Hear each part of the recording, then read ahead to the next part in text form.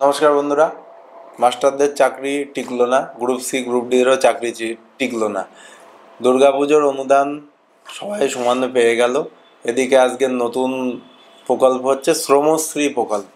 মানে যারা বাইরে আছেন, 22,40,000 লোক নাকি বাইরে আছে ওয়েস্ট বেঙ্গলের, বা তার বেশি আছে কিনা কে জানে।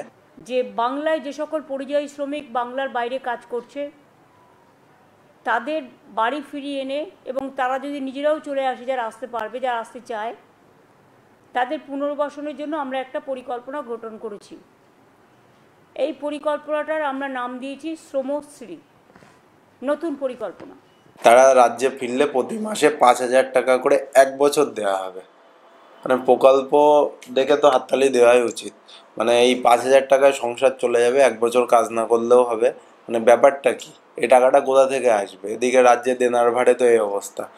5,000 টাকা 1 বছর মানে 60,000 টাকা হয়। 60,000কে যদি 22,40,000 দিয়ে গুণ করা হয়, তাহলে দেখা যাবে 22,40,000 ইন্টু 60,000, 1 2 3 4। প্রতি মাসে তাদের 5,000 টাকা করে দেওয়া হবে। প্রতি মাসে তাদের 5,000 টাকা, প্রতি মাসে তাদের 5,000 টাকা করে দেওয়া হবে। প্রতি মাসে তাদের হ্যাঁ, এত সময় পরে আমি গুণ করে উঠলাম, যেটা দেখা যাচ্ছে 13,440 কোটি টাকা 1 বছরে খরচা হবে। মানে এই টাকাটা কোথা থেকে আসবে? কার টাকা? তো এই টাকা দিয়ে তো মানে পরিযায়ী শ্রমিককে ফেরাতে হবে। ফেরানোর পরে ভাই 1-2 মাস দেখে নাও, তারা সবাই সেখানে কাজই করতো। এবং উনি বলেছেন যে এখানে এসে উৎকর্ষ বাংলা বিভিন্ন তাদের স্কিল দেখা হবে এবং কাজ দেওয়া হবে। জব কার্ড দেওয়া সব ঠিক আছে, স্বাস্থ্যসাথী সব ঠিক আছে, কিন্তু ওই ভাতা দেওয়ার মানে কি? ভাতা দেওয়ার তো দরকার নেই, তাদের এখানে কাজ দেওয়া হোক 1 মাসের মধ্যে এবং তারা কাজ করে ইনকাম করে খাক। ব্যাপারটা তেমনই দাঁড়াক এবং সেটাই ভালো হবে।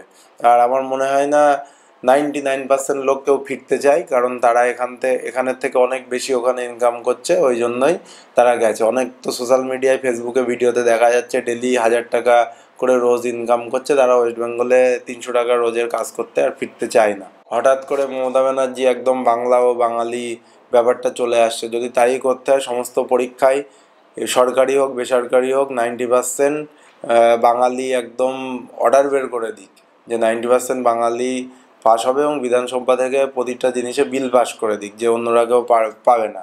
কারণ কলকাতাতে তো বাঙালি ছাড়াও বাকি সব ভরে গেছে, এবং সরকারি চাকরিতে তাদেরকে তারা পরীক্ষা দিচ্ছে, এবং যে চাকরিটা ওয়েস্ট বেঙ্গলের ছেলের পাওয়ার কথা ছিল তারা পাচ্ছে না, সেই জায়গায় এসে দাঁড়িয়েছে।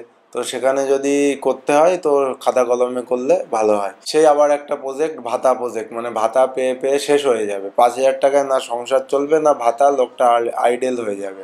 মানে সেই ভাতা দিয়ে ভোট নেওয়ার সেই ব্যবস্থা আবার। সেই লক্ষ্মীর ভাণ্ডার, এদিকে স্কুল বন্ধ হয়ে যাক, লক্ষ্মীর ভাণ্ডার চালু থাকবে। মানে ব্যাপারটা কোথায় যাচ্ছে ধীরে ধীরে। তো সবাই ভাবুন যে জিনিসপত্র কোন দিকে যাচ্ছে। এই ভাতা দিয়ে বেশি দিন চলবে না, ভাতা দিয়ে অ্যাকচুয়ালি বেশি দিন চলবে না। ভাতা নিয়ে নিয়ে কোথায়, মানে এর ভবিষ্যৎ কি? না পড়াশুনো শিক্ষিত হওয়ার দরকার আছে, মূর্খ হয়ে থাকবে? গন্ডগোল মারামারি চারিদিকে তো বেড়েই গেছে। সো আবার একটা ভাতা প্রকল্প, যেখানে রাজ্যে যে টাকাটা উন্নয়নের জন্য ব্যয় হতে পারতো না হয়ে সেই ভাতাতে ব্যয় হবে। এবার শুধু মমতা ব্যানার্জিকে কেন বলবো, লক্ষ্মীর ভাণ্ডার এমন একটা প্রজেক্ট যেটা সারা দেশে বিভিন্ন রাজ্যে, বিজেপি শাসিত রাজ্যেও ওরা অনুকরণ করার চেষ্টা করছে এবং সেখান থেকে সাকসেস পেয়েছে। আমার মনে হয় না শুভেন্দু অধিকারী বা বিজেপি ভোটে ক্ষমতায় আসলেও তারা এই লক্ষ্মীর ভাণ্ডারকে নষ্ট করবে, তারাও এটাকে কন্টিনিউ করেই যাবে। আলটিমেটলি আমরা সেই ভাতা রাজনীতির দিকেই যাচ্ছি, এদিক হোক আর ওদিক হোক। সো বন্ধুরা, এই ভিডিওতে এই পর্যন্তই। আপনারা চিন্তা ভাবনা করুন, ভাতা নেবেন না ভালো রাস্তাঘাট, উন্নত স্বাস্থ্য পরিষেবা সেইগুলো নিতে চান। হসপিটালগুলোর তো এই অবস্থা, হসপিটালের বড় বড় বিল্ডিং মমতা ব্যানার্জি বানিয়েছেন, কিন্তু সেখানে ডাক্তার নেই, পরিকাঠামো নেই এবং চিকিৎসাও ভালো নেই।